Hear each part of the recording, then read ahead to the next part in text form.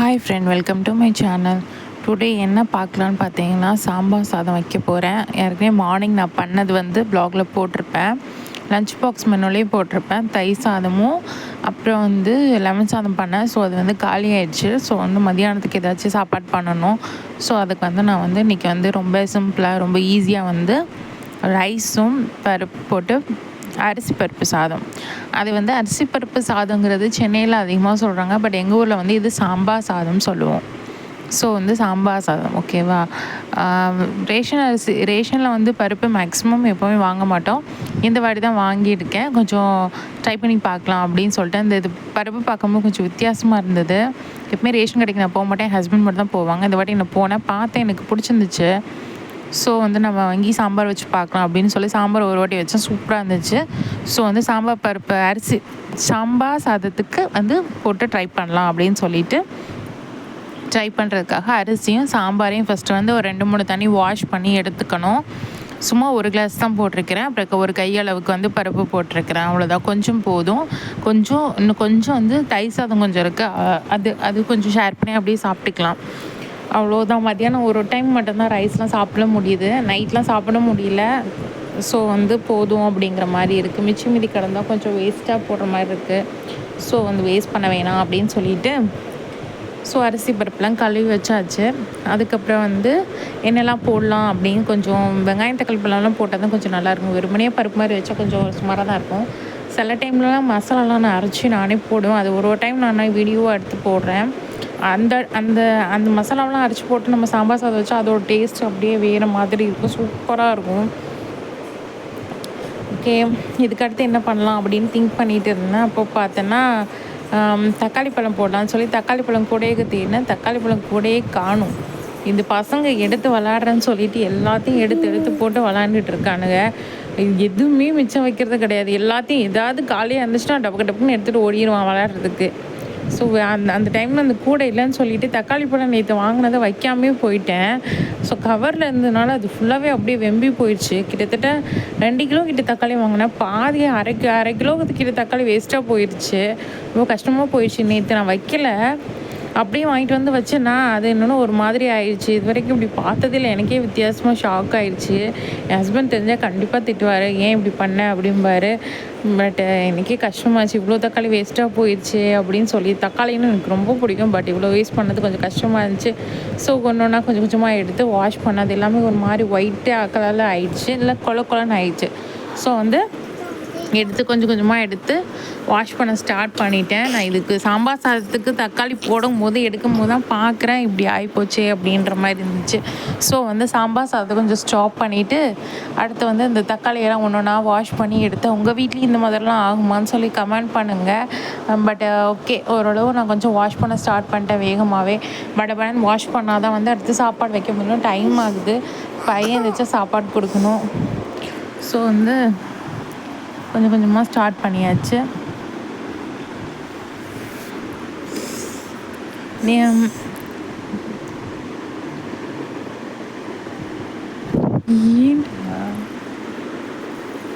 தக்காளி அதில் ஒரு தக்காளி கொஞ்சம் வித்தியாசமாகவே இருந்துச்சு, ஒரு மாதிரி பால் மாதிரி அடியிலலாம் இருந்துச்சு. வீடியோ கூட ரெக்கார்ட் பண்ண முடியாது, வீடியோ எடுக்கும் போதும் பேச முடியாது, வீடியோ ரெக்கார்ட் பண்ணும் போதும் பேச முடியாது. என் பையன் ஓடி வந்து என்ன பண்ணுற அப்படின்னு வந்துடுவான். கொஞ்சம் உடம்பு சரியில்லை அவனுக்கு, கொஞ்சம் கோல்டு மாதிரி இருக்குது. 24 ஹவர்ஸ் ஃப்ரிட்ஜில் இருக்கிறதெல்லாம் எடுத்து குடிக்கிறது. அப்புறம் கோல்டு வராமல் என்ன வரும்னு எனக்கும் தெரியல. அப்புறம் மூக்கு வலிக்குது, அது வலிக்குதுன்னு சொல்லி பாடாப்படுத்துவான். அதை குடிக்கும் போது குடிக்காதுன்னு சொன்னால் கேட்கவே மாட்டானுங்க. அதுக்கப்புறம் போட்டு பின்னி எடுப்பான் பாருங்கள் நம்மளை, அப்படிங்கிற மாதிரி இருக்குது. எப்படா அந்த சளியெல்லாம் நிற்கும் அப்படிங்கிற மாதிரி இருக்குது எனக்குலாம். நான் நைட்லேருந்தே ஒழுங்காகவே தூங்கவே மாட்டேங்கிறான். சரி ஓகே, பார்க்கலாம். மருந்து கொடுத்துருக்கேன், சீக்கிரம் சரியாயிடணும் கடவுளே, அவ்வளோதான். கடவுள்கிட்ட வேண்டிக்க வேண்டியதான். ஓகே, தக்காளியெல்லாம் வாஷ் பண்ணி வச்சாச்சு. அது கூட 1-2 தக்காளி உள்ளே விழுந்துச்சுன்னு நினைக்கிறேன். அந்த சிங்க் வேறு ஃபுல்லாகிடுச்சு, தண்ணி இந்த மாதிரி அடைச்சிருச்சு. யார் வீட்டிலலாம் இந்த மாதிரி இருக்குதுன்னு சொல்லுங்கள். சும்மா அடைக்கிது, சும்மா லைட்டாக ஏதாவது போனாலே அடைச்சிருது. அதுக்கப்புறம் வந்து எப்போவுமே ஒரு ஓட்டையாக இருக்கும், அந்த கூடையே தான் வச்சுருப்பேன். அந்த கூடை எங்கே போட்டான்னு தெரியல, தேடி எடுக்கணும். ஸோ இது வந்து க்ளீன் பண்ணி கொஞ்சம் நேரம் வெயிலில் காய வச்சுருக்கேன். வெளியே வெயிலில் காய வச்சிட்டேன். இப்போது ஃபஸ்ட்டு சாம்பார் சாதத்துக்கு மட்டும் எடுத்துகிட்டு நான் வந்து வெளியே கொண்டு வச்சிட்டேன். நான் கொஞ்சம் நேரம் வெயிலில் இருந்தால் கொஞ்சம் நல்லாயிருக்கும், ஒரு மாதிரி வீட்டுக்குள்ள இருக்கிறதுனால வெம்பிடுச்சு அப்படின்னு சொல்லிட்டு. ஓகே, ஒரு எத்தனை தக்காளி, 2 தக்காளி 3 தக்காளி எடுத்துருக்கேன் குட்டியாக. தக்காளி கட் பண்ணி ஃபஸ்ட்டு போட்டுட்டு அதுக்கப்புறம் வந்து ஆனியன், ஸ்மால் ஆனியன் போட்டால் நல்லாயிருக்கும். அதுக்கப்புறம் கூட ஒரு 2-3 விசில் கூட கொஞ்சம் தண்ணி வச்சு நம்ம விட்டோம்னு வச்சுக்கோங்களேன், நல்லா குலைவாக கிடைக்கும், சாப்பிட்டா அவ்வளோ சூப்பராக இருக்கும். ஓகேவா, தக்காளிலாம் கட் பண்ணி போட்டாச்சு. நம்மளுக்கு எப்படி ரொம்ப பொடிசெல்லாம் கட் பண்ண வேணாம், நம்மளுக்கு வந்து எவ்வளோ நம்ம கைக்கு அந்த டைமில் எவ்வளோ கட் பண்ண முடியுதோ அப்படி கட் பண்ணணும். படபடன்னு வைக்கிறதுனால கொஞ்சம் ஸ்பீடாக கட் பண்ணியிருப்பேன், வேறு ஒன்றும் கிடையாது.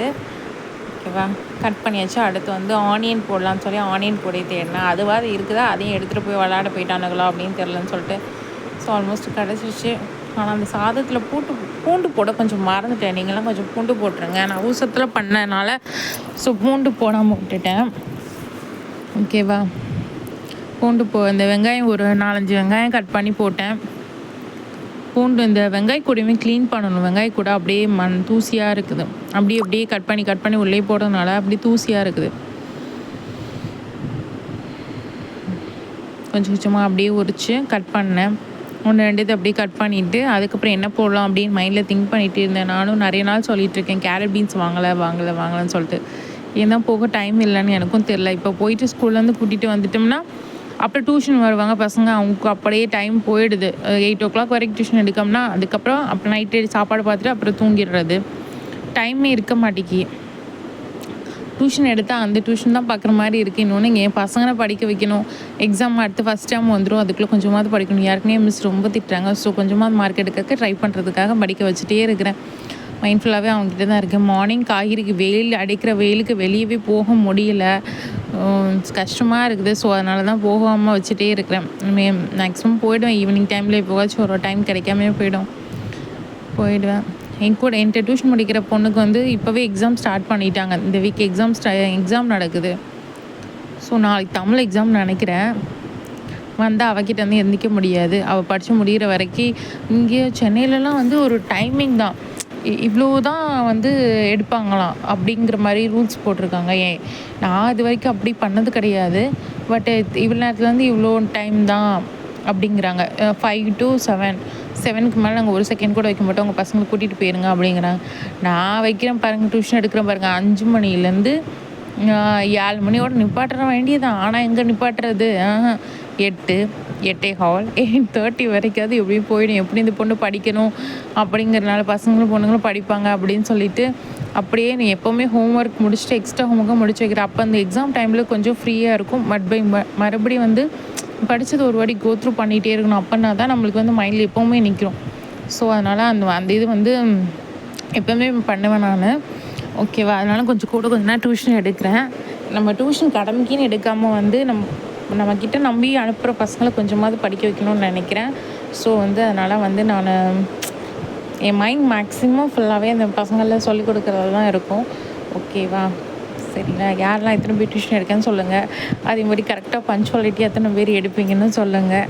ஓகேவா, நெக்ஸ்ட்டு வந்து என்ன போடலான்னு யோசித்தேன். பட் ஃப்ரிட்ஜ் ஓப்பன் பண்ணி பார்த்தா அதில் வந்து கொஞ்சம் பட்டர் பீன்ஸ், கொஞ்சம் கேரட் கிடந்தது.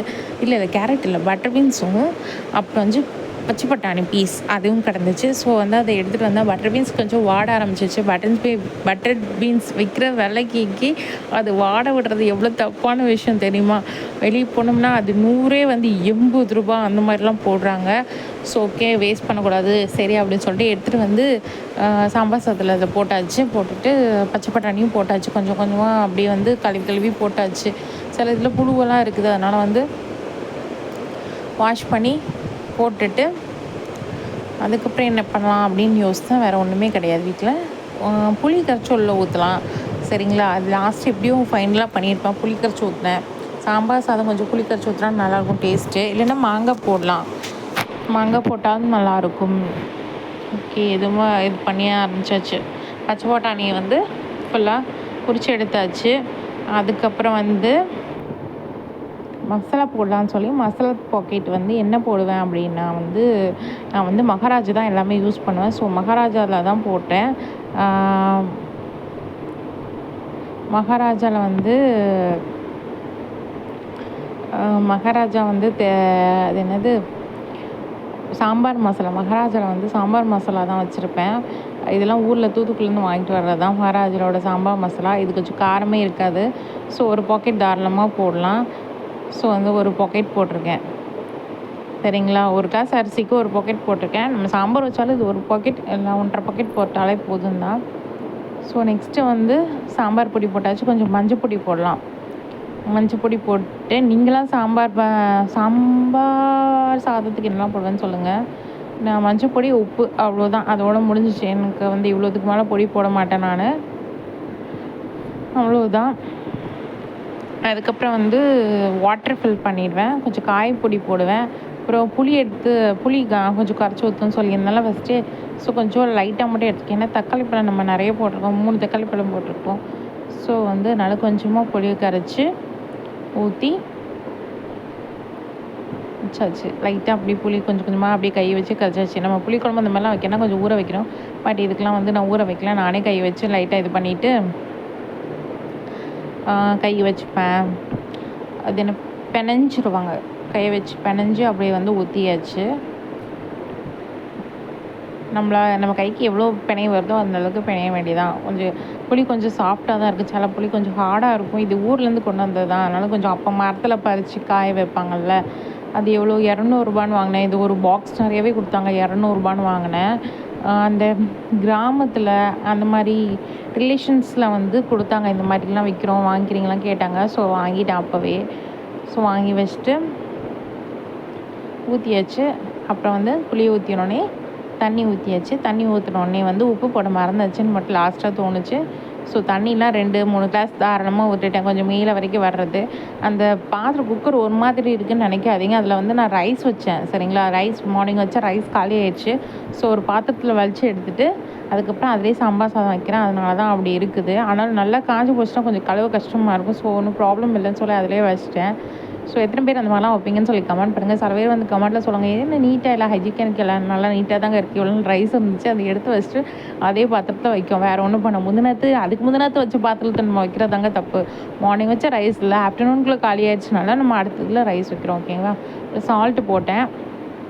சால்ட்டு போட்டுட்டு அதுக்கப்புறம் க்ளோஸ் பண்ணி லைட்டாக நல்லெண்ணெய் விடுவேன். நல்லெண்ணெய் விட்டுட்டு காய்பொடி போட்டுட்டு க்ளோஸ்ட் பண்ணியாச்சு. அப்புறத்துக்கு அடுப்பில் வச்சு ஒரு 1, 2, 3 விசில் விட்டு எடுத்துட்டோம்னு வச்சுக்கோங்களேன், சூப்பரான சாம்பார் சாதம் ரெடி. நீங்களும் ட்ரை பண்ணி பாருங்கள், உங்கள் வீட்டில் எப்படி இருந்துன்னு சொல்லுங்கள். மார்னிங் ஸ்கூலுக்கு கூட கொடுத்து விடலாம் அந்த சாதத்தை, பசங்களுக்கு ரொம்ப பிடிக்கும். என் பையனுக்கு அடிக்கடி போட்டு கொடுப்பேன். இதில் கொஞ்சம் பூசணிலாம் போடுவேன், சூப்பராக இருக்கும். என்னோடய சேனல் பார்த்துட்டு பண்ணி பாருங்கள். இந்த சேனலை பார்த்து சாப்பாடு நல்லா இருந்துச்சுன்னா கமெண்ட் பண்ணுங்கள், லைக் பண்ணுங்கள், ஷேர் பண்ணுங்கள், சப்ஸ்கிரைப் பண்ணுங்கள். எப்படி இருந்துச்சுன்னு சொல்லுங்கள். இது என்னோடய பாட்டியோட ரெசிபி. இது வந்து குட்டி போடுவாங்க, அது எனக்கு கூட்டாஞ்சோறு. இதில் காய்கறியெல்லாம் போட்டால் இது பேர் என்னென்னா கூட்டாஞ்சோறு சொல்லுவாங்க, அப்படி தான் நினைக்கிறேன். பட் எனக்கு தெரியல. அப்போது பாட்டி அந்த மாதிரி செஞ்சு கொடுக்கும்போது தெரியும். ஓகே, அவ்வளோதான். குக்கர்லாம் க்ளோஸ் பண்ணி அடுப்பில் வச்சாச்சு. என்னோடய சேனல் பிடிச்சிருந்தா லைக் பண்ணுங்கள், ஷேர் பண்ணுங்கள், சப்ஸ்கிரைப் பண்ணுங்கள். தேங்க்ஸ் ஃபார் வாட்சிங்.